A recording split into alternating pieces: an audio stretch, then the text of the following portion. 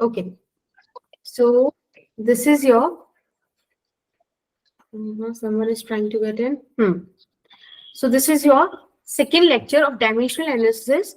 और हम लोगों ने लास्ट एक लेक्चर ले चुके हैं, वैसे ऑब्वियसली 2 है तो फर्स्ट लेक्चर हमारा हो चुका है, उसमें हमने जो बातें की थी we will discuss them also. लेकिन आज हम क्या करेंगे वो इम्पोर्टेंट है। आज हम डायमेंशनल एनालिसिस के कुछ क्वेश्चंस करने के बाद हम बात करेंगे सिग्निफिकेंट फिगर्स, जो मैंने आपको प्री वर्क दिया था, and we will talk about rounding off, and then we will talk about the error. ठीक है, तो आज का बहुत इंपॉर्टेंट टॉपिक रहने वाला है, क्योंकि इस चैप्टर में से एरर के अंदर से बहुत सारे क्वेश्चंस आए हैं। ठीक है, तो this is going to be very important. और सिग्निफिकेंट फिगर्स और राउंडिंग ऑफ का भी एक अच्छा खासा लाइक पॉइंट रहता है। ठीक है, मैंने आपको बोला है कि ये एग्जाम में सिर्फ आपको इसी चैप्टर का जो क्वेश्चन आएगा उसी में हेल्प नहीं करेगा, इसके अलावा और बहुत सारे क्वेश्चंस में जहाँ शायद आप फॉर्मूला ना लगा पाओ, भूल जाओ कुछ चीजें, वहां पे आपको हेल्प करेगा एलिमिनेशन मेथड यूज करने के लिए। एलिमिनेशन मेथड समझ में आता है जब हम क्लियर नहीं होते एक टॉपिक के या एक ऑप्शन के अबाउट, और हम दो ऑप्शन अगर एलिमिनेट कर पाए फिर 2 में हम खेलें, तो that is elimination method, right. तो उन सब में दिस विल हेल्प यू। तो एक काफी ब्रॉड इसका यूसेज है अगर आप इसको समझो तो। ठीक है, जिसे कि मैंने बताया भाई 8% इसका वेटेज है, बहुत बहुत बहुत इंपॉर्टेंट है ये आपके एग्जाम के लिए। Is that okay? Yes, ma'am. Yes ma'am. Yes, चलिए फिर एक क्वेश्चन करते हैं। लास्ट क्लास की डिस्कशन के बेसिस पे एक क्वेश्चन है आपके सामने है, आपके सामने एक एक्सप्रेशन है जो मैंने व्हाइट में लिख रखा है। इन सारे वेरिएबल्स का मतलब क्या है आपको साइड में लिख रखा है। एक अगर आप ध्यान से देखो तो आपके पास है p is equals to alpha by beta e की power minus alpha g by k theta, और इसमें जो k है उसका मतलब है बोल्ट्जमैन कांस्टेंट। अब हमको नहीं पता बोल्ट्जमैन कांस्टेंट क्या है क्योंकि अभी हमारे सिलेबस में ही नहीं आया, लेकिन बोल्ट्जमैन कांस्टेंट की आपको यूनिट दे रखी है। अगर आपको यूनिट दे रखी है तो आप डायमेंशन निकाल सकते हो, राइट। तो आप ये क्वेश्चन सॉल्व कीजिए। आपके पास 4 ऑप्शन है, मैं पोल लॉन्च करूंगी, सब बच्चे सिर्फ पोल पर ही आंसर करेंगे। जिसे पोल ऑपरेट करना नहीं आता वो मुझसे पूछेगा, मैं बता दूंगी। पर कोई भी माइक ऑन करके या चैट ऑन करके चैट में आंसर नहीं देगा। अक्षर, कोई भी चैट में आंसर नहीं देगा प्लीज। एक बार सारे बच्चों को ट्राई करने दो, अदरवाइज बच्चे आंसर्स फिर वही कॉपी पेस्ट कर देते हैं। ठीक है, तो अभी टाइम हो रहा है 5:39। आप लोग सॉल्व कीजिए और 5:42 तक का टाइम है आपके पास। ठीक है, मैं पोल लॉन्च करती हूँ। किसी को पोल में प्रॉब्लम है तो मुझे बताना।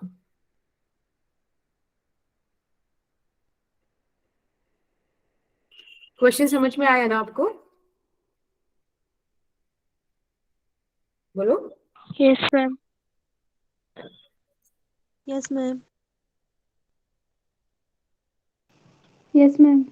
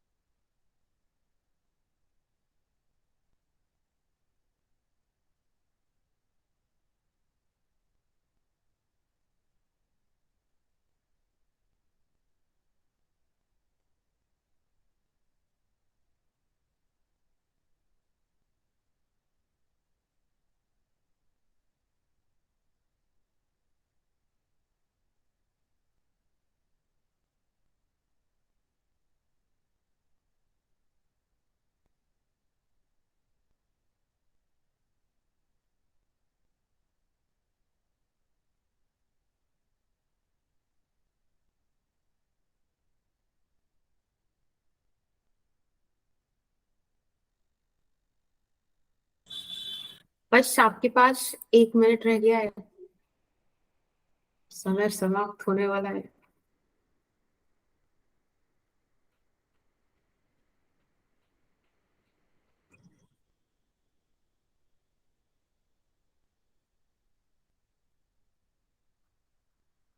भाई पोल पे तो आप आंसर नहीं कर रहे, आपको पोल यूज करना आता है? नहीं आंसर कर रहे हो।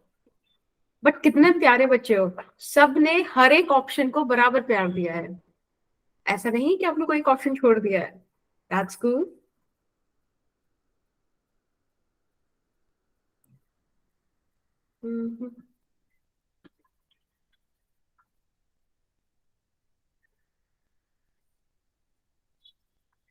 ओके, देखो टाइम तो हो गया है, 7 वोट्स आई है, हम लोग तकरीबन 30 हैं। 15, 5 वोट और कर दो प्लीज। कम ऑन, 11 वोट हो गई हैं, करो बच्चों फटाफट से। गुड। अब ऐसा कुछ भी कर रहे हो ना अकड़ बकड़ खेल के। हाँ, एक और, कम ऑन, कर दो कर दो कर दो। नहीं, ठीक है। सो आई एम एंडिंग द पोल। 15 हो गए votes. I am showing you the results. अब आप देखो, आपको पोल पे रिजल्ट भी दिख रहा होगा कि कितने बच्चों ने ऑप्शन ए सेलेक्ट किया, कितनों ने बी, सी और डी सेलेक्ट किया, राइट? दिख रहा है? Yes ma'am. Yes. Yes ma'am. चलिए अब हम एक बार सॉल्व करते हैं कि ऐसा लाइक क्या इसका आंसर होने वाला है। देखो, आपको एक फैक्ट याद रखना है, एक छोटी सी बात याद रखनी है। एक बात बताओ, किसी भी पार पर आपने कभी सुना है कोई यूनिट है? कभी आपने ऐसा सुना है कि 2 की पार 3 मीटर, 4 की पार 6 किलोग्राम? सुना है कभी ऐसा? No ma'am. है ना, हम सुनते हैं 4 की पार 6, 2 की पार 2, 3 की पार 3, ऐसे सुनते हैं ना। यानी कि ये जो होता है ये यूनिट लेस होता है, इसका कोई यूनिट नहीं होता, अर्थात डायमेंशन लेस है। और अगर ये डायमेंशन लेस है तो आपको ये वाली बात का यूज कर कर ये वाला कॉन्सेप्ट सॉल्व करना था, ये वाला क्वेश्चन सॉल्व करना था। ये ई की पावर ही तो है इतना कुछ। अगर यूनिट्स डायमेंशन लेस है इसका मतलब है ये वाला पोर्शन डायमेंशन लेस है। ठीक है, तो आप ऐसे लिखोगे कि dimension of this is alpha g by k theta. इसकी कोई डायमेंशन ही नहीं है, कोई डायमेंशन ही नहीं है, तो आप इसे m0 l0 t0 लिख सकते हो। ये सुनो, बोलो। Yes ma'am. ठीक है, यस मैम। क्वेश्चन ने आपको अगर ध्यान से देखो, ओके कूल, अगर बच्चे इसकी पार्ट मतलब इसकी कोई डायमेंशन नहीं है, तो यानी कि अगर मैं यहाँ पे इक्वलिटी लगा रही हूँ, इक्वल साइन लगा रही हूँ, तो जो p की डायमेंशन है वही अल्फा बाई बीटा की भी तो डायमेंशन होनी चाहिए। Yes ma'am. Yes ma'am. ठीक है, तो हमको यही तो फाइंड आउट करना था कि भाई बीटा का क्या डायमेंशन है। तो यहाँ पे p is equals to alpha by beta, यानी कि आप इस बात से भी सहमत हो कि यहाँ पे साइड में लिख देते हैं कि dimension of p is equals to dimension of alpha by beta. सब बच्चे इस बात से ओके है ना, कोई दिक्कत नहीं किसी को? Yes ma'am. ठीक है, तो आ जाओ फिर इसका सोल्यूशन देखते हैं। अल्फा का वैल्यू हमको तो नहीं पता भाई क्या है, कोई दिक्कत नहीं। आपको बोल रखा है कि जो ये z है वो एक्चुअली डिस्टेंस है, तो डिस्टेंस तो हम किसी लेंथ में मेजर करते हैं ना, 1 मीटर 2 मीटर 3 मीटर, तो l मान लिया। थीटा इज टेम्परेचर, इसको आप थीटा ही रहने दो। अब k का वैल्यू बच्चे मुझे नहीं पता बोल्ट्जमैन कांस्टेंट है, मतलब मुझे तो पता है बट अभी हम मान लेते हैं कि हमको नहीं पता। हमको ये यूनिट दे रखी है, इस यूनिट से हमें खेलना है। एक बात बताओ, किलोग्राम दिया है ना, तो किलोग्राम की कॉरेस्पॉन्डिंग m आ जाएगा आपके पास, मास। मीटर स्क्वायर है यानी कि l की पावर 2 आ जाएगा। सेकेंड इनवर्स स्क्वायर है यानी कि t की पावर -2 आ जाएगा। यस और मैम। ये है k-1, k मतलब केल्विन, केल्विन मतलब θ-1। समझ में आया क्या? Yes ma'am. इस तरीके से आपने यूनिट से डायमेंशन निकाल लिया। तो आप ये वाला फॉर्मूला उठाकर यहां पर रख दो कि ma2 t-2 θ-1 this is equals to m0 l0 t0। कोई दिक्कत? No ma'am. बहुत बढ़िया। फिर देखो θ-1 से ये वाला theta cancel, theta by theta cancel हो गया। यहाँ पे बचा आपके पास alpha into L upon ml2 t-2, ठीक है, is equals to m0 l0 t0। अब हमें बस क्या करना है यहाँ पे, हम यहाँ पे अल्फा का वैल्यू निकाल लेते हैं, अल्फा की डायमेंशन निकाल लेते हैं। तो आप ऐसे लिख सकते हो कि dimension of alpha is equals to, बेटा ये सारी चीजें ऊपर चली जाएंगी, 0 और 1 ऐड होके 1 मिल जाएगा, L2 हो जाएगा और t की पावर -2 हो जाएगा, ये L नीचे आ जाएगा और आप इस चीज को लिख सकते हो कि मैम अल्फा का डायमेंशन आ गया MLT-2। किसी को इस बात में कोई भी डाउट हो तो प्लीज पूछ लो कि मैम ये अल्फा का डायमेंशन ये कैसे आया, कोई डाउट है किसी को? Yes ma'am. हाँ बोलो बेटा। मैम कैसे आया फिर जो आगे आपने किया ना कि इसकी अल्फा की डायमेंशन निकालेंगे, थीटा कट हुआ उसके पहले, मैम वहां से समझ नहीं आया। Dimension of alpha Z upon के थीटा। ये वाली चीज, यस मैम। ओके देखो ये कोई कांस्टेंट है ना, मतलब लाइक आपने कभी किसी पार को कुछ ऐसा नहीं सुना होगा कि 2 की पावर 3 मीटर पर सेकेंड या 3 की पावर 4 मीटर पर सेकेंड, ऐसा नहीं सुनते ना। जो पार्ट्स होती है, जो वॉइस एको कर रही है, हाँ, तो जो ये एक्सपोनेंट्स वाली चीज है ना, यानी कि जब भी किसी की पावर होती है उसकी कोई यूनिट नहीं होगी, कोई डायमेंशन नहीं होगी। इसीलिए बेटा मैंने ये वाली जो यूनिट थी, मतलब जो पावर थी ना, इसका देखो यहाँ पे डायमेंशन ही 0 कर दिया, M0 L0 T0, ठीक है। अब काफी सारी चीजों की आपने वैल्यूज पुट कर दी। आपको पता है जी एक डिस्टेंस है, डिस्टेंस है तो L होगा। के का मैंने अभी आपको बताया था कि किस तरीके से यूनिट से हमने डायमेंशन निकाली, वो पुट कर दी। Temperature theta as it is रहा, फिर हमने कैंसिल किया अल्फा का, बेसिकली यहाँ से हमने डायमेंशन निकाला यहाँ तक आकर। Is that okay? Yes ma'am. Okay, तो आपके पास अल्फा आ गया बेटा। अभी तो मुझे बता, हाँ बोलो दीपा। दीपा आप कुछ पूछना चाह रहे हो? नो? ओके ठीक है। अल्फा बाय बीटा को अभी आपने बोला कि ma'am dimension of alpha by beta is equals to dimension of p. Very good, सही बोला आपने। अब जरा इसको सॉल्व कर दो।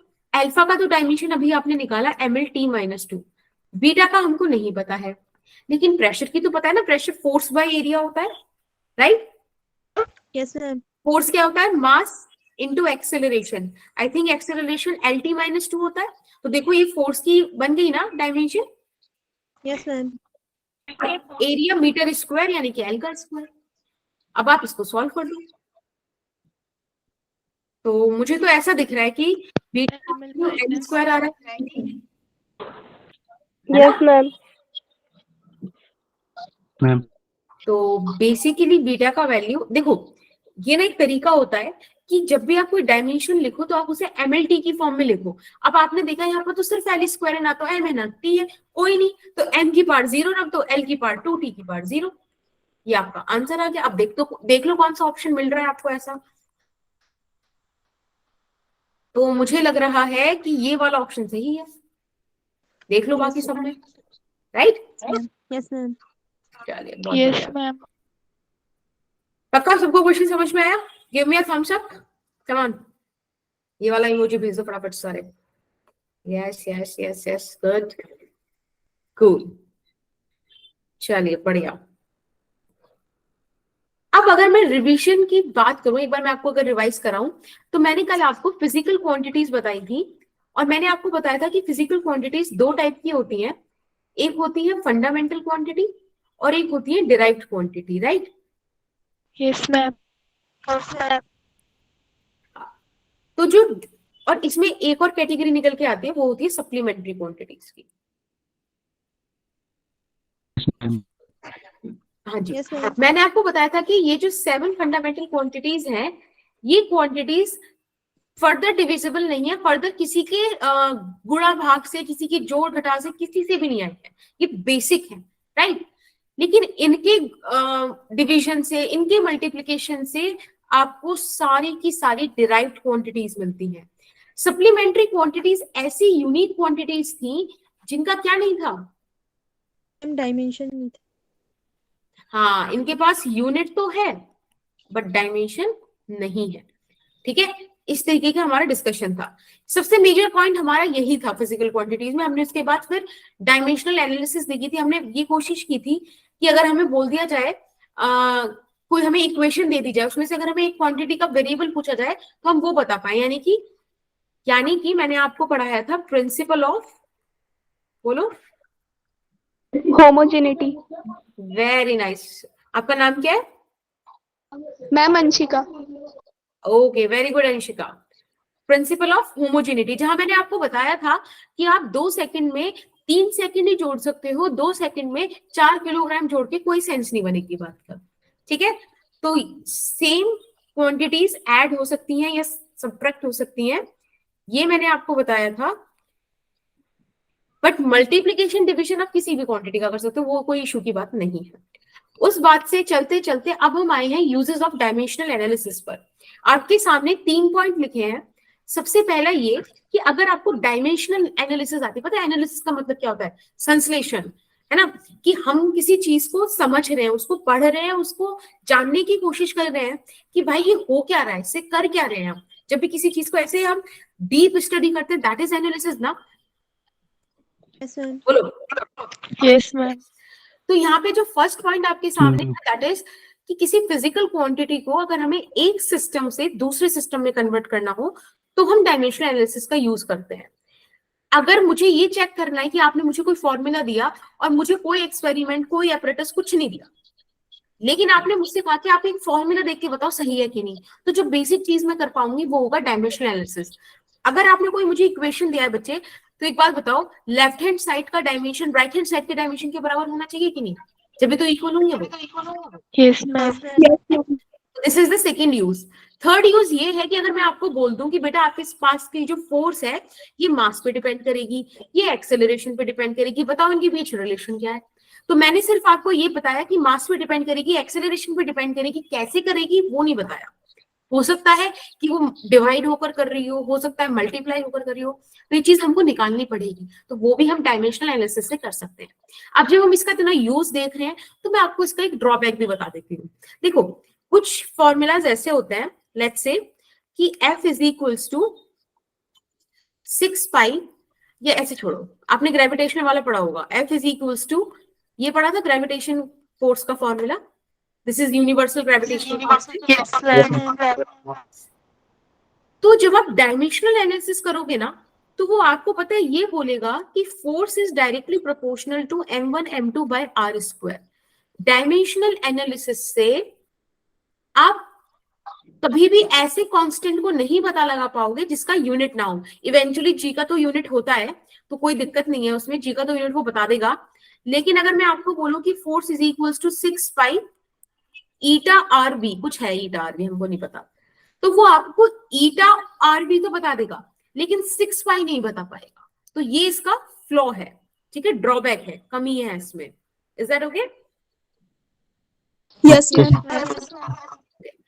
So let's start with the questions. सीधा क्वेश्चन से शुरू करते हैं क्योंकि इसमें पॉइंट ही इतना था, 3 यूज थे, उन पे क्वेश्चंस करते हैं।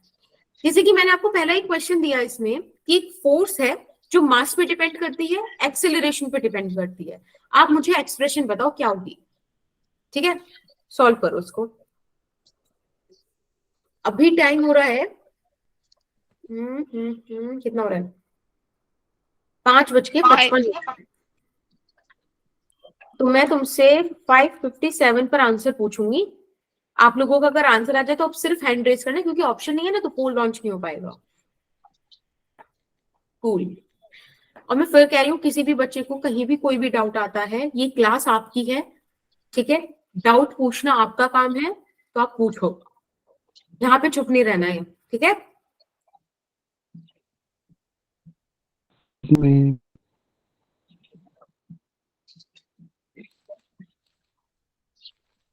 मैम एक डाउट था।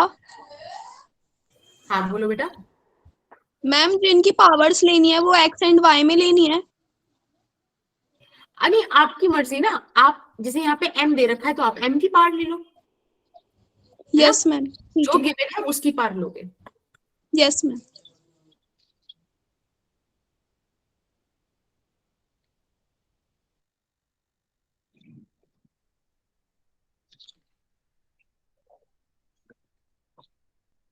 मैम एक्सीलरेशन की क्या लेंगे?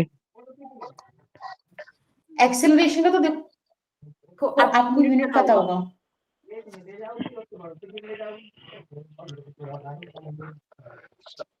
हाँ, मैं कह रही थी कि एक्सेलरेशन का तो आपको यूनिट पता है ना क्या होता है, आप उससे उसका डायमेंशन निकालो, है ना। हमें क्या पता वो कैसे डिपेंड कर रहा है, हमें तो नहीं पता, हम तो निकाल लेंगे उसको, कुछ भी मान लेंगे, लेकिन एक ही पार आप कुछ भी मानोगे, बट एक्सेलरेशन तो आप ए से ही डिनोट करोगे, वो पॉइंट है।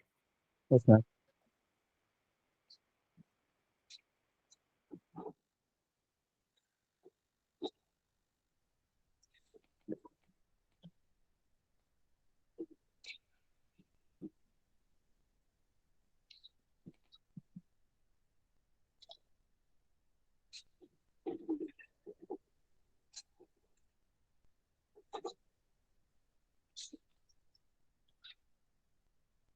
मैम m की पावर 1 आ रही है। Very nice. अब बताओ। हाँ जी हरीश। मैम m की पावर 1, l की पावर भी 1 और t की पावर -2। ओके ठीक है, दिव्या आप कुछ बताना चाहोगे? नो। काजल आप? काजल, अनामिका, दीपा, दीप, चंद्रा, भावना, गुंजन, गोपाल, दिव्या, दीपिका, हिमांशु, करण, नैतिक। लाइट ही नहीं है हाँ, मैम। क्या नहीं है बच्चे? लाइट ही नहीं है मैडम। अच्छा, तो खाली आप सुन रहे हो? हाँ। चलो ये भी बहुत अच्छी बात है। ठीक है, अपना ध्यान से सुनो।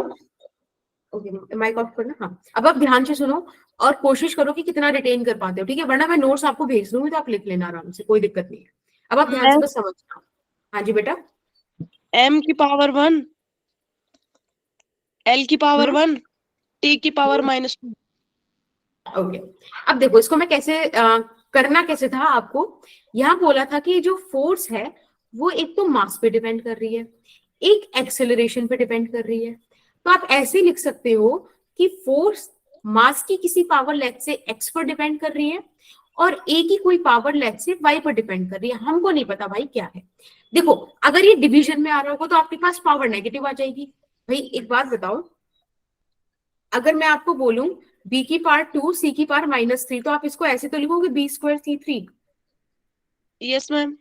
है ना। तो सबसे बेस्ट तरीका यह है कि आप इसको x और y की पावर में लिख दो। हम x और y की वैल्यूज निकाल लेंगे, पॉजिटिव आएंगी तो मल्टीप्लाई में हो जाएगा, नेगेटिव आएगी तो डिवाइड में हो जाएगा। ठीक है, तो मेरा प्राइम कॉन्सेप्ट ये है कि मैं यहां से चलती हूँ। अब मुझे फोर्स की डायमेंशन पता है ना, बोलो। डायमेंशन ऑफ फोर्स हमको पता है ना कि ये होती है ml। -2। हाँ, मैं अगर आपसे पूछूं बेटा डायमेंशन ऑफ मास बताओ, तो आप कहोगे मैम मैम बिल्कुल। और चाहो तो आप इसे स्टैंडर्ड फॉर्म में लिख लो ऐसे। l की पावर 0, t की पावर यस मैम। मैं आपसे पूछूं डायमेंशन ऑफ एक्सीलरेशन क्या होती है? m की पावर 0, l की पावर L1 हाँ, -2। देखा आपके पास सब कुछ तो है, बस अब आप इसका यूज कर लो। आप ऐसे लिख सकते हो कि मैम इस क्वांटिटी को हम लिख सकते हैं F = K mx a की पावर y, राइट? लिख सकते हो? Yes ma'am. राइट। तो आप यहाँ पे लिख दो, आप लिख दो कि mlt-2 = K ml0t0। अब ध्यान रखना मैंने m की पावर x मानी थी और ऐसे ही मैंने एक्सेलरेशन की पावर आपको y मानने बोला था, बस ऐसे आपने लिख दिया। अब आप इसे सॉल्व करा दो। k हमने डायमेंशनलेस कांस्टेंट माना, इसलिए उसको हम डायमेंशन वाले जहां पे हम डायमेंशन का तामझाम फैला रहे हैं ना, वहां से हटा देते हैं। तो यहाँ पर आपके पास आ जाएगा m की पावर, देखो यहां से क्या आएगी x और इधर से तो 0 है, कोई कुछ नहीं आएगा। इधर से l की पावर x 0 हो जाएगा, इधर से y आया और यहाँ पे आपको देखो t की पावर क्या मिला 0 और यहाँ मिला t की पावर 2y। किसी को इस बात में कोई दिक्कत? No ma'am. No ma'am. No ma'am.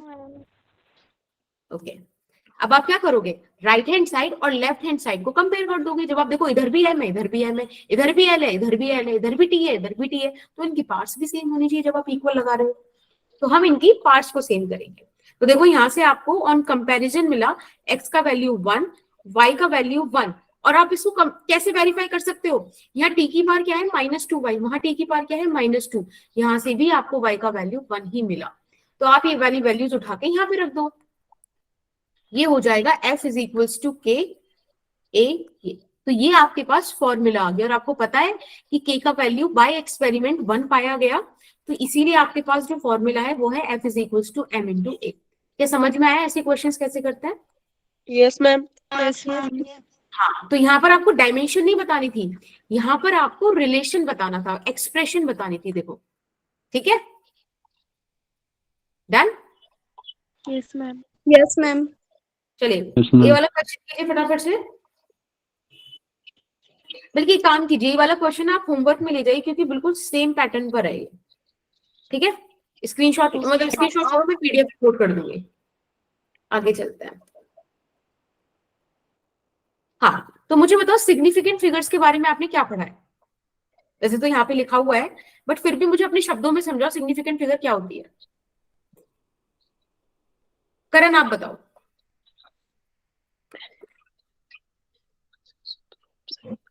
बताओगे करण? नहीं, चंद्र आप बताओ। हाँ करण बोलो। सर ये होता क्या है सिग्निफिकेंट फिगर? आपने प्री वर्क मतलब, सार्थक अंक। हाँ ओके, दिव्या आप बताओ। मैम किसी भी भौतिक राशि को शुद्ध शब्दों किसी भी भौतिक राशि को शुद्ध रूप में व्यक्त करने वाले अंकों को सार्थक भी कहते हैं। ओके ठीक है, हरीश आप बताओगे। Yes ma'am. हाँ बोलो। मैम यही है मैम, किसी भौतिक राशि को मैम अगर जिस अंकों से व्यक्त करते हैं उन्हें ही सार्थक अंक कहते हैं। ओके, तो देखो इसको हम बेसिकली ऐसे बोलते हैं कि जो मैम, हम सार्थक अंक। हाँ जी बेटा बोलो प्लीज, बोलो। मैम मतलब ये जो डिजिट्स होती हैं किसी भी नंबर में, इनके ऊपर हम कॉन्फिडेंट होते हैं कि ये जो है मेजरमेंट हमारा एकदम सही है यहाँ तक। वेरी गुड वेरी गुड, बिल्कुल सही बोला आपने। आप सबने ही सही बोला कि सिग्निफिकेंट फिगर्स वो फिगर्स होती हैं, उतने नंबर्स होते हैं जिनके बारे में हम कॉन्फिडेंट होते हैं। अगर मैंने आपको बोला कि बेटा एक स्केल है, इसको मेजर करके आ जाओ, उसको नाप के लाओ कि कितना इसका लंबाई है, और आपने मुझे आंसर दिया कि मैम इसका लंबाई 2.3 सेंटीमीटर है, दूसरे बच्चे ने आंसर दिया कि मैम इसका लंबाई 2.34 सेंटीमीटर है, और किसी ने बोला कि मैम इसका लंबाई 2.4 है, तो मुझे बाकी सबका नहीं पता, पर I am sure about this 2, right. तो ऐसे वाला चीज, मतलब किसी भी कैलकुलेशन में जब आप बिल्कुल श्योर हो कि नहीं नंबर्स के बारे में, उनको आप सिग्निफिकेंट फिगर बोलते हैं। एक बार आप एक डेफिनेशन पढ़ते हैं, यहाँ में बोला है the significant figures of a given number are those significant or important digits which convey the meaning according to its accuracy. Accurate होते हैं वो, जैसे कि आपके सामने एक एग्जांपल है 6.658। अब इसके अंदर कितनी डिजिट्स आप कॉन्फिडेंटली बता सकते हो? तो एक तो 6 हो गई, फिर दूसरा वाला 6, फिर तीसरा वाला 5 और फिर चौथा वाला 8, यानी कि इसके अंदर 4 सिग्निफिकेंट फिगर्स होंगी। Is that okay? Yes ma'am. ठीक है, यस मैम। Very good.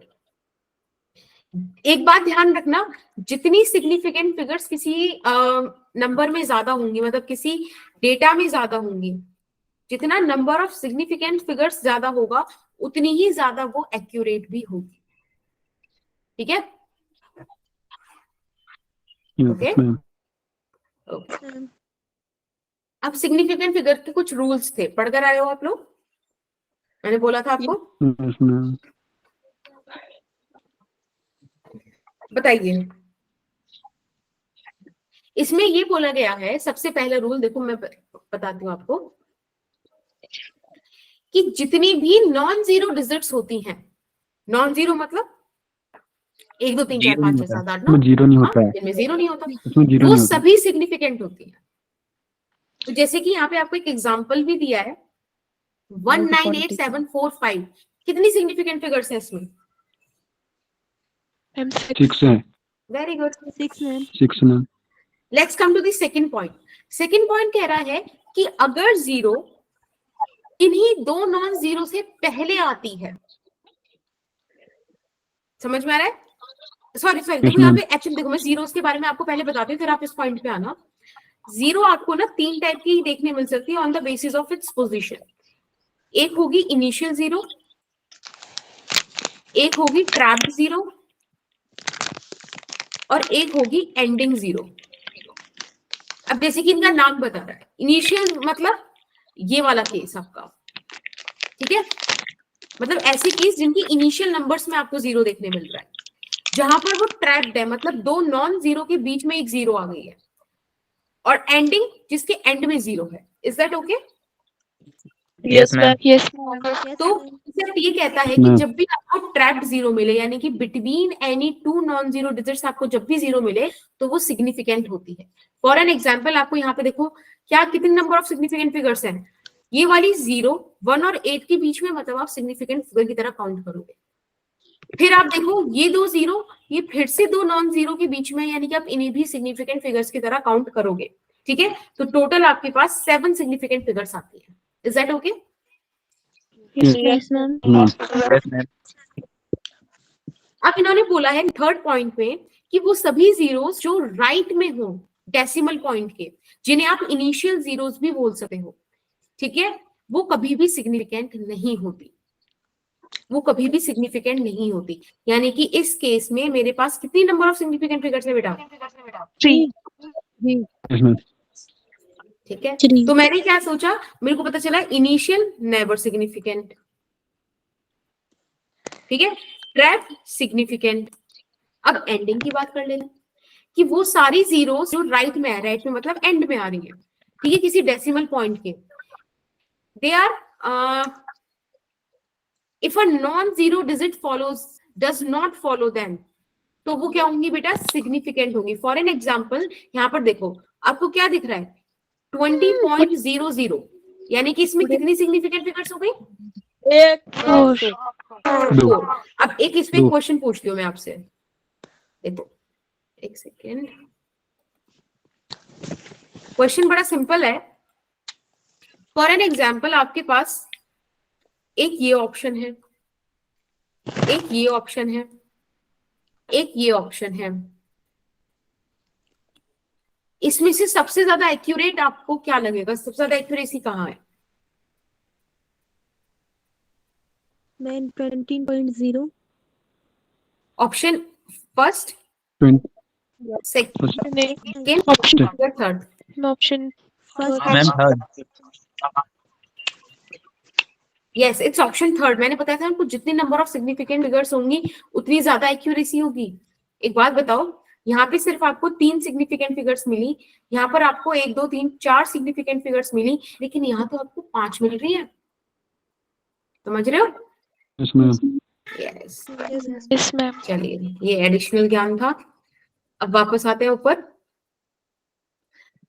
अब देखो इसमें ना एक कंडीशन आपको दी है, ये बोल रहे हैं कि तभी सिग्निफिकेंट होंगी जब नॉन जीरो डिजिट आपको फॉलो ना कर रही हो। मतलब बेसिकली इनके कहने का मतलब जो है मैं ये बताती हूँ, ये देखो डेसिमल पॉइंट, एक सेकेंड बेटा, डेसिमल पॉइंट का बड़ा रोल होता है सिग्निफिकेंट फिगर में। कहने का मतलब ये है कि कल को आपको मैं बोलूं 20.0, तब आप मुझे बोलोगे कि मैम इसमें तो 3 सिग्निफिकेंट फिगर्स हैं। मैं कहूंगी बिल्कुल सही बोला आपने। अगर मैं आपको 20 लिख के दूं तो कितनी सिग्निफिकेंट फिगर्स बताओगे? मैम दो। 1। मैम 1। 2 मैम। यस 1, 2 नहीं काउंट करोगे इसे। अगर एंडिंग 0 है ना और डेसिमल नहीं है तो वो काउंट नहीं होती, लेकिन अगर डेसिमल के बाद है तब काउंट होगी। बस ये एक पॉइंट है। अगर आपको एक चीज समझ में आती है तो अब आप ये 2 पॉइंट्स पढ़ के मुझे बता सकते हो, एक तो ये वाला और एक ये वाला। फटाफट से पढ़ के मुझे बताओ समझ में आया कि नहीं।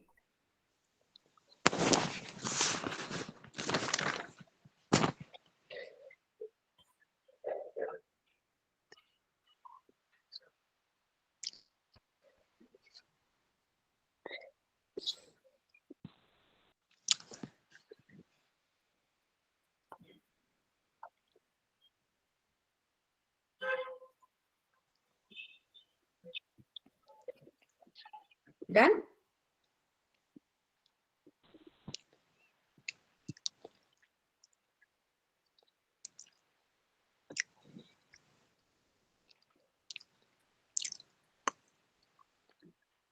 मैं बताऊं अभी? ओके, ये देखो, यस मैम। आपने अगर ध्यान से देखा हो तो यहाँ पे आपको एक नंबर दिया हुआ है, देखो ध्यान से, ये वाला नंबर, और आपको यहाँ 5 सिग्निफिकेंट फिगर्स बोली है। मुझे ये बताओ इसमें कौन सी जीरोस काउंट करें, स्टार्टिंग वाली की एंडिंग वाली? एंडिंग वाली मैम। एंडिंग वाली। एंडिंग वाली में। Very good, very good. बस यही पॉइंट था, आपको समझ में आ गया। I am very happy with this thing. 2 बातें मैं आपको बता रही हूँ, और वो 2 बातें आप इसके रूल्स को मानकर ही करोगे। कभी भी आपको अगर ऐसे बोला जाए ना कि 10 की पावर 3, 10 की पावर 4, ये कभी काउंट नहीं होता, ठीक है? तो आप बोलोगे ऑर्डर ऑफ मैग्नीट्यूड।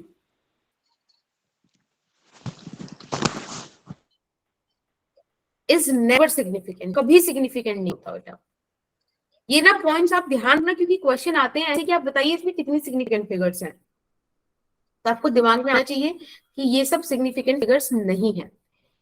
और दूसरा पॉइंट ये कि जैसे कि कोई भी प्योर नंबर है, ठीक है, कोई भी प्योर नंबर है या कांस्टेंट है, उसके अंदर बेटा इनफाइनाइट सिग्निफिकेंट फिगर्स होती हैं। फॉर एन एग्जाम्पल, अगर मैं आपको बोलूं कि what is the formula for parameter of a square, parameter of square निकालने का फॉर्मूला क्या है, तो आप बोलोगे ना कि it is 4 into side, right? Side नापने में आप गलती कर सकते हो, बट फॉर्मूले में ये जो 4 है ये कांस्टेंट है और इसमें कोई गलती नहीं होगी। तो इस 4 की जो सिग्निफिकेंट फिगर है ना वो इनफाइनाइट है। ये क्वेश्चन आया हुआ है, यही क्वेश्चन पूछा गया था कि कितनी प्योर नंबर में कितनी नंबर ऑफ सिग्निफिकेंट फिगर्स हैं। एक फॉर्मूला दे दिया था, उसमें से कांस्टेंट उठाया था और कहा था कि इसमें कितनी सिग्निफिकेंट फिगर्स है। ऑप्शन में इन्फिनिटी था, और बच्चे ने जिसने ये नहीं पढ़ा वो इन्फिनिटी कभी मार्क नहीं करेगा। समझ रहे हो?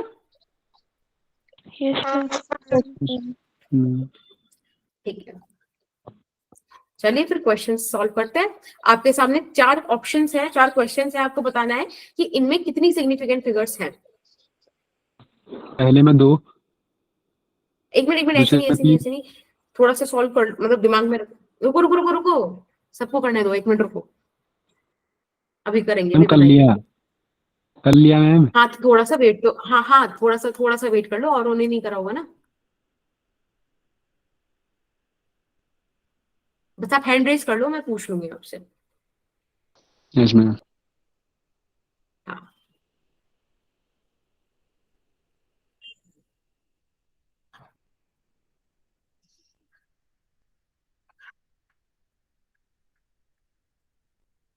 ओके सागर आप बताओ।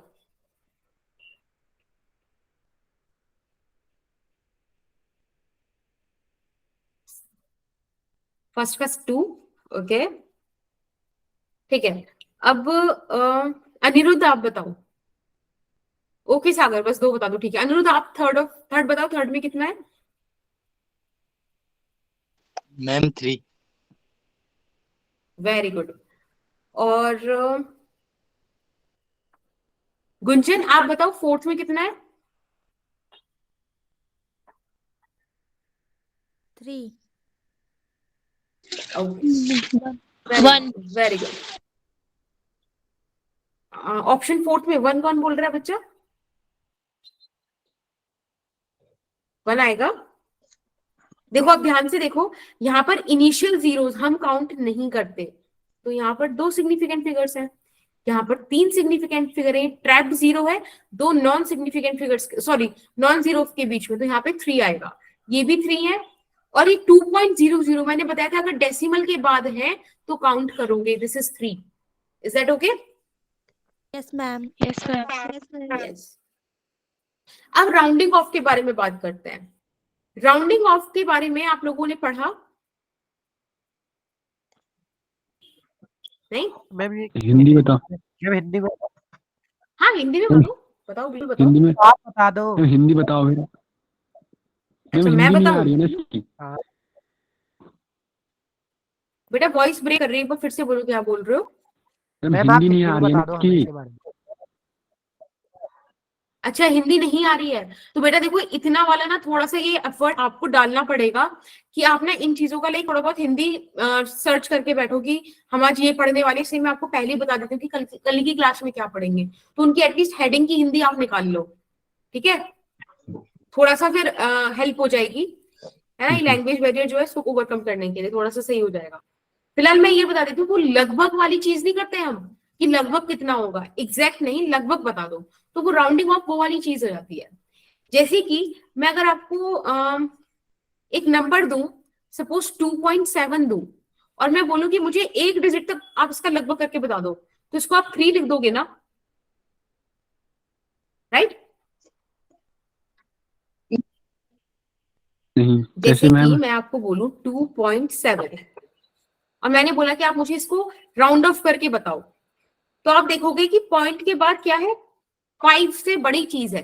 अगर 5 से बड़ी चीज है तो मैं इसका राउंड ऑफ कर दूंगा, 3 हो गया ये लगभग लगभग, है ना, जैसे 27 रुपए लगभग लगभग 30 के बराबर है, ऐसा कुछ, ठीक है, ये होता है राउंडिंग ऑफ। अब इसके कुछ रूल्स हैं, पढ़ते हैं। जैसे पहला रूल बोल रखा है, अगर आपको जो डिजिट राउंड ऑफ करनी है वो 5 से ज्यादा है, जैसे कि मुझे 7 को राउंड ऑफ करना है लेकिन मुझे पता है 7 तो 5 से ज्यादा है, तो मैं इसके पहली वाली डिजिट को +1 कर दूंगी, देखो 6.9 हो गया, ठीक है।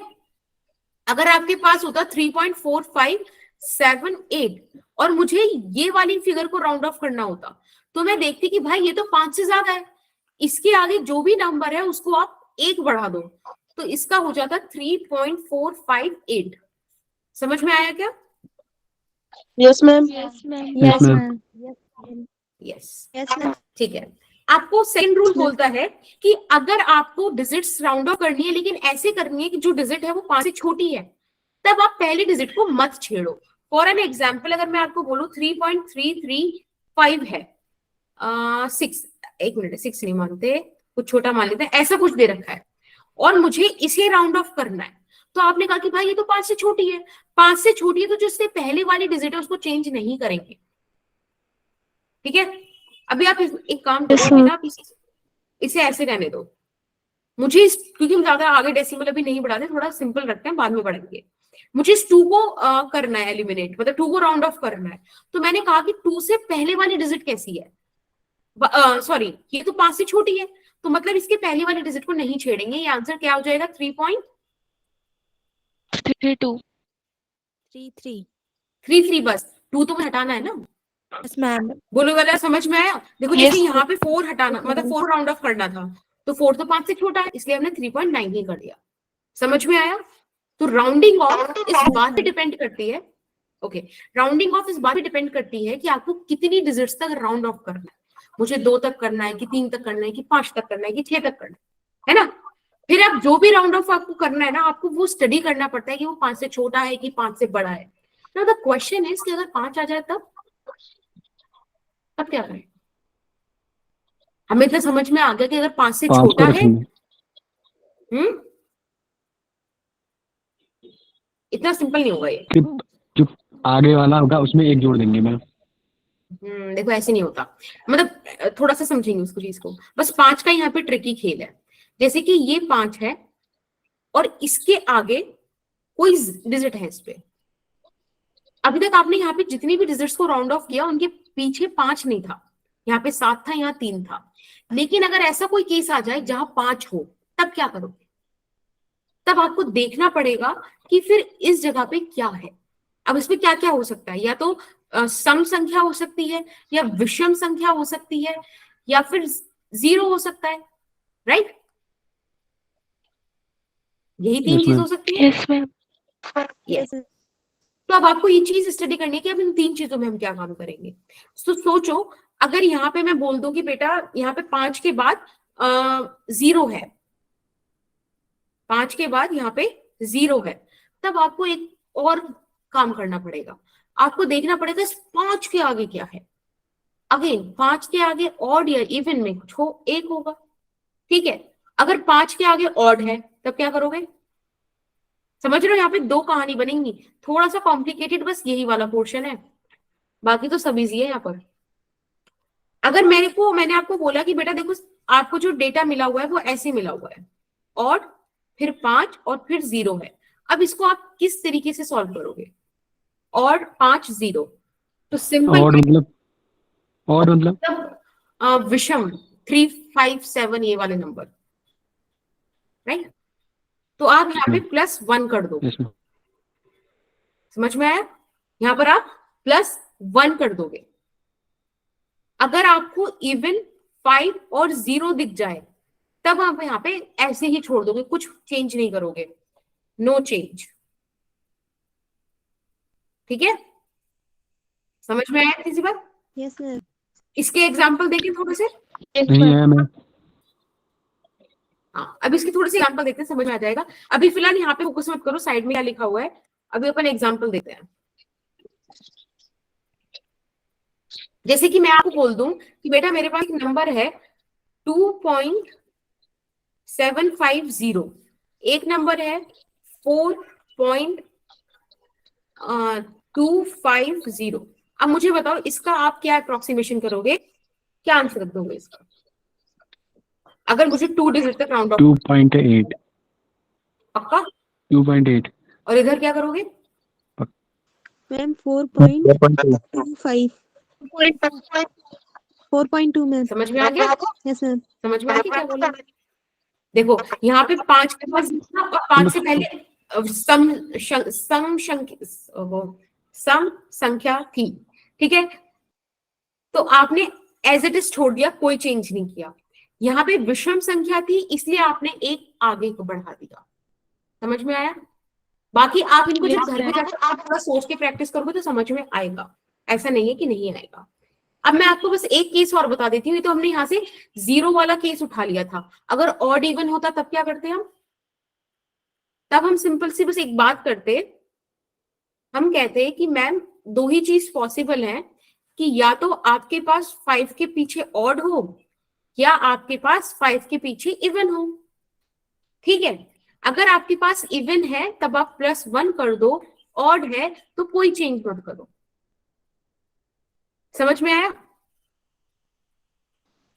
जैसे कि मैं आपको दे दूं 4.753, अब इसमें क्या मार्क करोगे? 2 डिजिट तक राउंड करना, इसमें एक जोड़ कुछ नहीं करोगे, कर देंगे। नो चेंज, क्योंकि 3 तो विषम संख्या है ना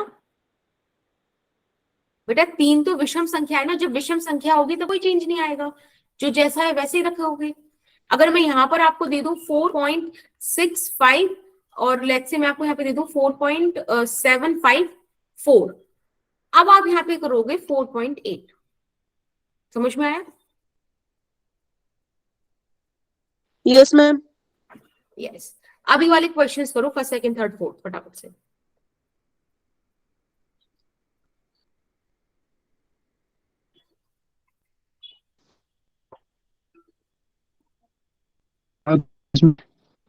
साथ में सॉल्व करें। क्वेश्चन कह रहा है कि आप इन्हें 2 डिजिट्स तक राउंड ऑफ कीजिए, 2 डिजिट तक। तो मुझे मतलब यहां तक आंसर चाहिए, इसके लिए मुझे ये वाली डिजिट देखनी पड़ेगी। मैंने देखा कि ये तो 5 है, मैं कहा ठीक है 5 में तो हमें आगे देखना पड़ता है। 5 के आगे देखा इवन है, मैंने बताया था अगर इवन होता है तो आप एक बढ़ा देते हो, यानी कि इसे 4.4 कर दोगे, राइट? Yes ma'am. यस। अब आप सेकंड पर आओ। पता है आपको अभी थोड़ा सा तकलीफ दे रहा होगा कि क्या हो रहा है। आपने पता है घर पे जाके ना, मतलब घर पे बैठ के आराम से ये वाली जो स्लाइड है, एक सेकेंड,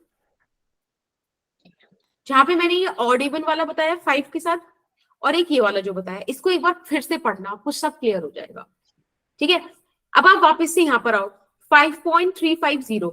अगर आप ध्यान से देखो, फिर से इसने बोला 2 डिजिट तक करो, तो हम 2 डिजिट के बाद हमने देखा कि यहाँ पे तो 5 है, 5 के बाद 0 है, और अब फिर जब 0 होता है तो हम 5 से पहले वाली संख्या को भी देखते हैं।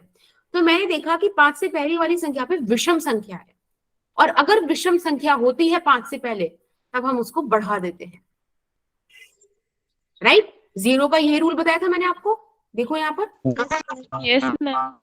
यस। अब आप आ जाइए थर्ड वाले ऑप्शन पर। थर्ड वाला कह रहा है अगेन 2 डिजिट तक, तो 2 डिजिट तक गए, 2 के बाद हमें 5 मिला, 5 के बाद 0 मिल गया। फिर हमें देखा कि भाई अगर 5 के बाद 0 होता है तो हम 5 से पहली वाली संख्या को देखते हैं। हमने यहाँ देखा 4 है, और 4 तो सम संख्या है, तो अगर सम संख्या है तो क्या होगा, कोई चेंज नहीं आएगा, 4.4 ही रह जाएगा। Yes or no? Yes ma'am. Yes.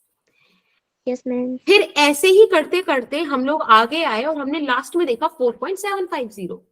फिर से मुझे 2 संख्याओं तक जाना है, तो 2 संख्याओं तक जाने में मैंने देखा कि यहाँ पर फिर से 5 आ गया भाई, 5 के आगे 0 है। फिर से मैंने इसके पीछे वाली संख्या देखी, पीछे वाली संख्या विषम संख्या है। अगर विषम संख्या, वेरी गुड, समझ में आ गया? Yes ma'am. यस। चलिए अब बात करते हैं कैलकुलेशन ऑफ सिग्निफिकेंट फिगर्स की। ठीक है, यहाँ पे टाइम वेस्ट ना हो इसलिए मैंने ऑलरेडी लिख लिया था। यहाँ पे आपको भाई मैथमेटिक्स में, गणित में आपके 4 ही बेसिक फंक्शंस होते हैं, 4 ही बेसिक ऑपरेशंस होते हैं। एक होता है जोड़ना घटाना, एक गुणा भाग, राइट? तो यहाँ पे बताया जा रहा है कि अगर आपको सिग्निफिकेंट फिगर्स को कैलकुलेट करना हो तब क्या करोगे। अब पहला जो ग्रीन कलर में लिखा है वो लिखा है एडिशन और सब्ट्रैक्शन के लिए। जैसा कि आप देख सकते हो यहाँ लिखा हुआ है कि the result of addition and subtraction is rounded off the same number of decimal places as present in the value with least decimal place. अब इसका मतलब क्या है? फॉर एन एग्जाम्पल, आपको मैंने बोला कि भाई हमारे आपको ऐड करना है 4.34 प्लस 4.24, तो आप देखोगे कि इसमें कितनी सिग्निफिकेंट फिगर्स है बेटा? 3। इसमें कितनी है? 2। तो इनमें से सबसे कम सिग्निफिकेंट फिगर्स किसमें है? मैम 2 में।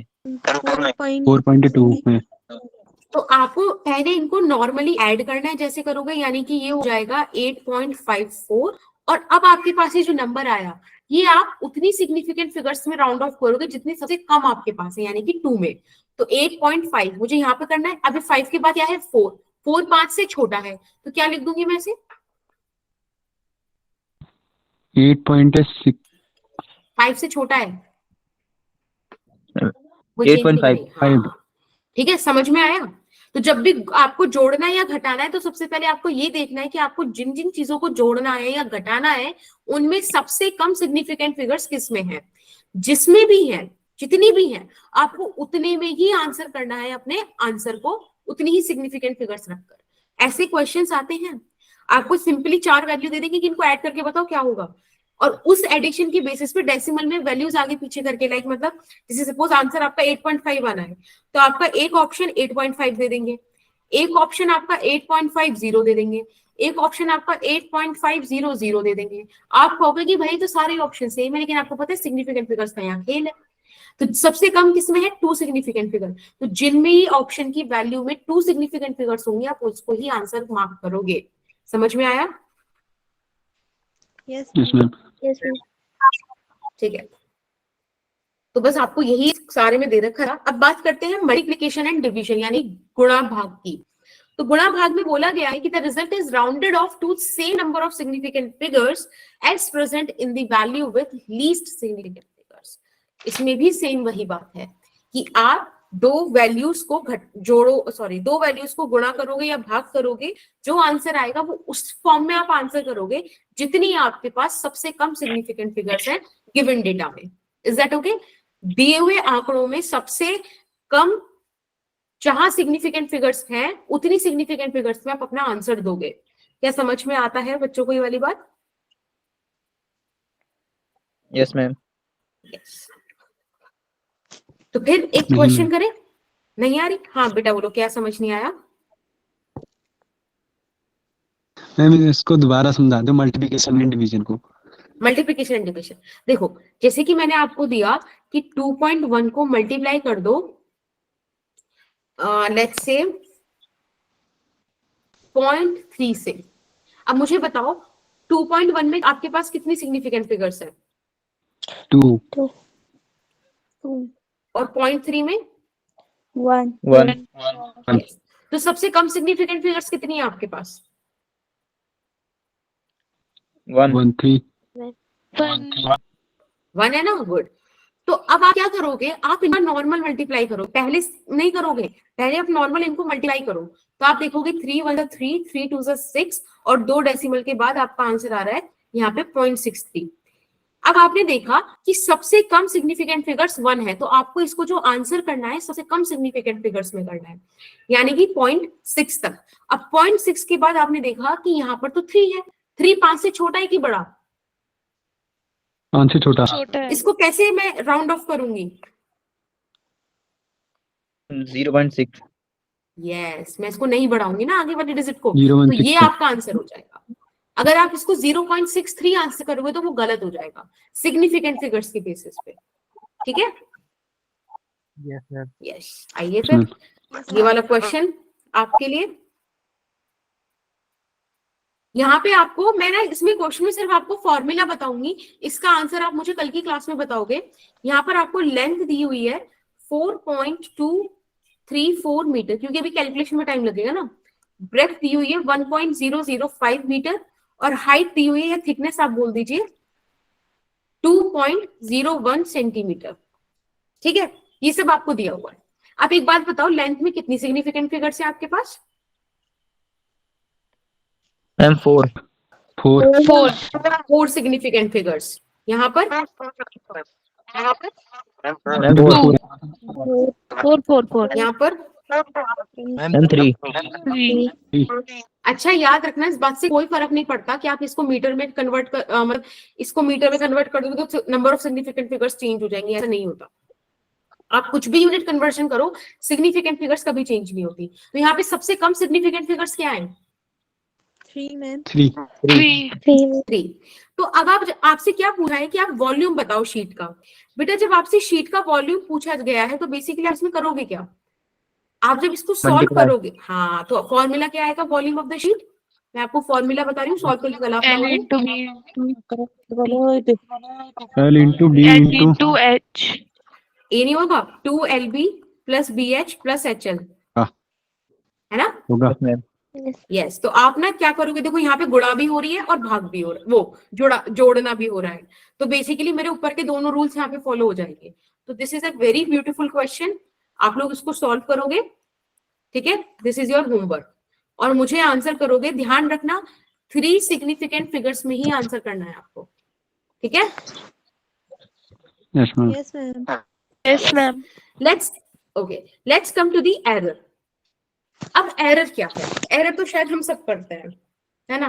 गलतियां इंसान का, क्या कहते हैं, इंसान है तो गलती तो करेगा ही वाली चीज, तो वही वाली चीज है। एरर तो हम सब करते हैं, बड़ी बेसिक सी चीज है हमारे लिए, लेकिन हम उतना बेसिक होके नहीं पढ़ेंगे। हम बात कर रहे हैं उन एरर्स की जो फिजिक्स में आप लोग कर देते हो। जैसे कि आपके पास लैब्स होंगी स्कूल में, है ना? फिजिक्स लैब भी होगी। Yes ma'am. हाँ लैब है, कुछ नहीं है। अच्छा, लैब में कुछ नहीं है। कुछ नहीं है, हाँ खाली। चलो ठीक है, कोई नहीं। वैसे ही अब पढ़ते सोचो हैं। आपके पास, हाँ चलो ठीक है, आपके पास एक पेन है, मैंने बोला बेटा ये पेन लो और मुझे इसकी लेंथ मेजर करके बताओ कितनी कितनी है। तो मैं जितने बच्चों को दूंगी वो कुछ ना कुछ गड़बड़ कर ही देंगे, है ना? तो मेरे पास एक नंबर ऑफ डेटा आएगा और इसकी जो एक्चुअल लेंथ है उससे कुछ आगे, कुछ कम, कुछ ज्यादा, ऐसे कुछ डेविएशंस आएंगी। फॉर एन एग्जांपल, इस पेन की लेंथ मैं बोल दूं कि बेटा 2.5 सेंटीमीटर है, ठीक है? कोई बच्चे ने इसका आंसर 2.6 सेंटीमीटर दे दिया, किसी ने 2.4 दे दिया, है ना? किसी ने 2.3 दे दिया, कुछ भी ऐसे आप वेरी कर सकते हो। तो मेरे पास एक ही चीज को लेके कई सारे आंसर्स आ गए, ठीक है? और सोचो ये मेरे को पता है कि इसकी जो वैल्यू है वो 2.5 सेंटीमीटर एक्चुअल है। तो एक बात बताओ, मैं पता लगा सकती हूँ ना कि इसमें कितनी एरर है। एरर को सपोज मैंने डेल्टा से शो किया, डेल्टा लेंथ, तो आप कहोगे कि 2.6 माइनस 2.5। मैंने मॉड्यूलस लगा दी क्योंकि मुझे सिर्फ चेंज चाहिए, अभी मुझे और कुछ मतलब नहीं है कि भाई आपने प्लस करा कि माइनस करा, फिलहाल मुझे आप चेंज बता दो। चलो अभी ये भी हटा देते हैं, हम एक काम करते हैं, ट्रू में से आपकी कैलकुलेटेड वैल्यूज माइनस करते हैं। तो ये कितना आ गया? माइनस का 0.1, है ना? Yes ma'am. Yes ma'am. Sorry, हाँ माइनस को मानो। यहाँ पे आपने क्या कर दिया इसको, रुक जाओ ऐसे, एक मिनट को ऐसे नहीं निकालेंगे, एक सेकेंड। अरे अच्छा भाई, हाँ हम डेविएशन चेक कर रहे हैं ना, तो जो आपकी एक्सपेरिमेंटल वैल्यू है वो ट्रू वैल्यू से कैसे आगे या पीछे लाई कर रही है ऐसे निकालेंगे। तो यहाँ पर हो जाएगा आपका -1, समझ रहे हो? ये सब आपकी एरर्स आई है। अब ये एरर बहुत टाइप की हो सकती है। हो सकता है कि आपका स्केल खराब हो सकता है कि उस दिन आपको बुखार हो रहा हो, है ना, तो आपके हाथ बात कांप रहे हो सकता है कि आपकी शायद थोड़ा सा आईसाइट वीक हो तो आपने सही से ना लिखा हो सकता है आपने हल्के से ऐसे रफ में कुछ लिख दिया हो, बाद में आपने उसको इंटरप्रेट गलत कर दिया हो, तो बहुत सारे रीजंस हो सकते हैं।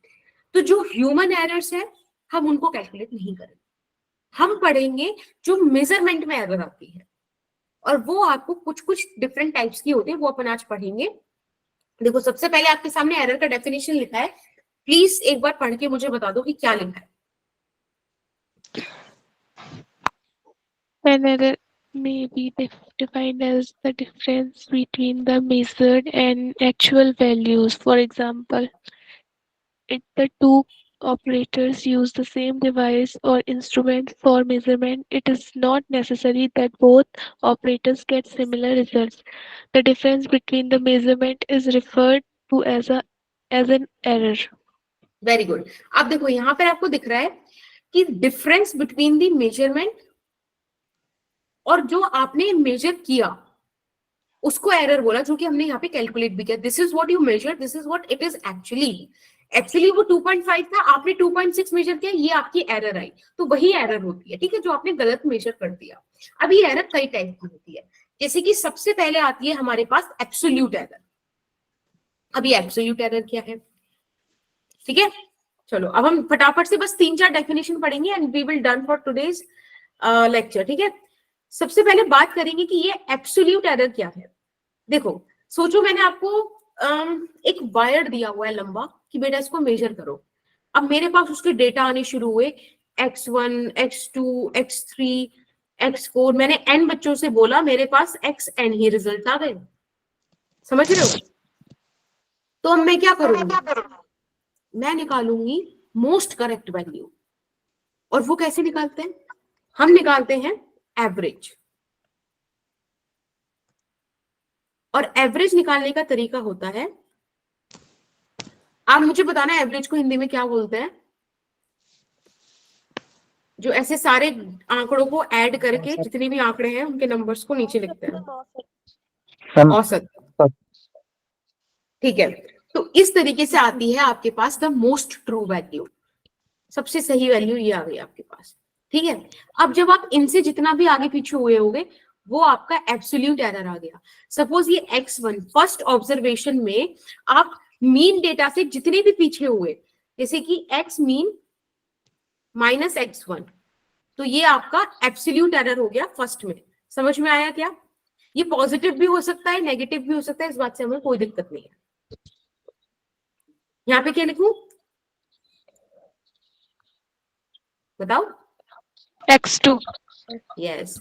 डेल्टा x3 कैसे लिखूंगी बोलो? x mean minus x3। Very good. और ऐसे करते करते हम ऐसे भी लिख सकते हैं। यस, समझ में आ गया? तो ये जो डेल्टा x है, this is your absolute error, ठीक है, ये आपकी एब्सोल्यूट एरर है। ये पॉजिटिव भी हो सकती है और ये नेगेटिव भी हो सकती है, हमें कोई समस्या नहीं है। समझ में आया? अब इसके बाद सेकंड टाइप ऑफ एरर आती है मीन एब्सोल्यूट एरर। मीन समझ में आया? औसत एब्सोल्यूट एरर, मतलब कि आपने पिछली ऑब्जर्वेशन में से ये क्वांटिटीज निकाली थी, राइट? Yes ma'am. तो वो कह रहा है कि आप इन्हीं का मीन निकाल दो, बस, एज सिंपल एज दैट, ठीक है। ये हो गया आपका क्या हो गया, ये एब्सोल्यूट मीन एरर। ये हमेशा पॉजिटिव ही आएगा, ये आपको याद रखना है, ऑलवेज पॉजिटिव, ठीक है। आप इसको लिखोगे कैसे, जैसे कि सपोज x आपकी ट्रू वैल्यू आई, तो x plus minus delta x, यानी कि ये जो x की वैल्यू है ये या तो x माइनस डेल्टा x हो सकती है और या x प्लस डेल्टा x हो सकती है। बस ये चीज, जैसे 5 सेंटीमीटर का वायर है, आप या तो उसको 4.99 मेजर कर सकते हो या आप उसको 5.01 मेजर कर सकते हो। तो ये जो रेंज आ गई ना, ये आपका मीन एब्सोल्यूट एरर का सबसे बड़ा काम होता है। इन सारी एरर्स में से सबसे इंपॉर्टेंट एरर होती है रिलेटिव एरर, बहुत यूज करते हैं। इसी को फ्रैक्शनल एरर भी बोलते हैं बेटा, ठीक है, इसको फ्रैक्शनल एरर भी बोलते हैं। और इसका सिंपल सा काम होता है कि जो भी आपने ये मीन एब्सोल्यूट एरर निकाली थी ना, इसको डिवाइड कर दो x से। This is your mean absolute error, औसत वाली एरर, मतलब औसत absolute error, and this is your mean value, औसत वैल्यू, ठीक है। This is the fractional error. अगर इसी में मैं परसेंटेज लगा दूं तो, अगर इसी में मैं परसेंटेज लगा दूं तो आपकी एरर वैसी कैसी हो जाएगी, परसेंटाइल एरर। समझ में आया? Yes ma'am. Yes, ma'am. ठीक है। Yes ma'am. तो आप मुझे बस फटाफट से ये बता दो कि आज हमने क्या क्या पढ़ा, ताकि मैं इसको क्लोज कर पाऊं। सबसे पहले हमने क्या पढ़ा बेटा? थोड़ा बहुत कुछ भी बता दो, जो भी याद आ रहा है, जितना भी याद आ रहा है। लाइक बस मुझे हेडिंग भी बता दो तो भी चलेगा कि हमने सिग्निफिकेंट फिगर्स पढ़ी है, क्या पढ़ा। मैम आज हमने फर्स्ट में आपने जो क्वेश्चन दिया था, एक हमें delta alpha upon delta beta एक क्वेश्चन हाँ। दिया था, हमने दिया था। हाँ, रिवीजन और असेसमेंट हो गया। फिर जस्ट आपने मैम हमें फंडामेंटल क्वांटिटीज, सप्लीमेंट्री क्वांटिटीज और डिराइव्ड क्वांटिटी में इनमें से मतलब वो बताया था आपने कि हम इसके बारे में हम कैसे क्या कर सकते हैं। Very good. और आपने मैम जो एक क्वेश्चन दिया था आपने, और कि फोर्स हमारा किस पे डिपेंड रहता है, मास पे या तो ये, एक्सीलरेशन। हाँ, यूजेस ऑफ डायमेंशनल एनालिसिस। हाँ मैम, एक क्वेश्चन था। और आपने फिर उसके बाद हमें बताया था significant figure. Very good. Significant figure में मैम आपने हमें वो उसके मतलब डेसिमल्स और उसके यूजेस हम कैसे कर सकते हैं और कहाँ पर कैसे हाँ, यूज कर सकते हैं बताया था। ठीक है। एंड देन और आपने हमें एक क्वेश्चन दे रखा था अभी मतलब होमवर्क में, जो हमें लेंथ और वो मतलब सिग्निफिकेंट से ही था, जो सिग्निफिकेशन को मतलब कैलकुलेशन करने का था, मतलब ऐड, ठीक है। सब्ट्रैक्शन, मल्टीप्लिकेशन और डिवीजन। ओके बेटा, देखो, वेरी गुड बेटा, करेक्ट। ये आपके लिए होमवर्क है, question first, second, third, fourth, fifth. फिर दिस इज योर क्वेश्चन 6, ठीक है, question 7, question 8, this is question 9, अभी थोड़ा सही हो जाएगा अभी, हाँ, एंड दिस इज क्वेश्चन 10, ठीक है। 10 क्वेश्चन है, ये आपका होमवर्क है। आपके लिए छोटा सा टिप्स है, टिप एंड रिसोर्स, वो ये है कि अच्छा होगा कि अगर आप डेली की डेली एक रिवीजन शीट बना लो। आप एक पतली सी कॉपी ले लो, उस पतली सी कॉपी में आप चैप्टर नेम डालो, यूनिट्स एंड डायमेंशन, और उसके बारे में आपको जो जो इंपॉर्टेंट लगता है वो लिख लो, ठीक है। और फिर डेली उसको रिवाइज करो, ठीक है। और देखो, बिटली लिंक आपके पास है, मैंने आपके ग्रुप्स में ऐड कर दिया है, आप उसको एक्सप्लोर करके देखो। वहां पे आपको ई बुक्स का सेक्शन मिलेगा, बहुत सारी बुक्स की पीडीएफ है, ठीक है, नोट्स है, मॉड्यूल्स है, बहुत मजा आएगा आपको ये सब चीजें एक्सप्लोर करके। एक बार करना, प्रॉब्लम है तो मुझे बताना। नेक्स्ट डे के लिए आप ध्यान से देखना कि हम नेक्स्ट डे ये काम करेंगे, मैं आपको एरर्स को फर्दर बताऊंगी कैसे क्या करना है, और एक्सपेरिमेंटल इंस्ट्रूमेंट्स पढ़ेंगे हम। तो आप वर्नियर कैलिपर और स्क्रू गॉज, इनकी बेसिक अंडरस्टैंडिंग सीख कर आएंगे, मैं आपको न्यूमेरिकल्स कराऊंगी। Is that okay? Yes, ma'am. Okay, so thank you so much. और ये पीडीएफ मैं आपके ग्रुप में अभी शेयर कर दूंगी। Okay ma'am. Thank you, ma'am. Welcome बेटा, bye bye, take care, good night. Good night. Good night. Night, ma'am. Good night, ma'am. Good night बेटा।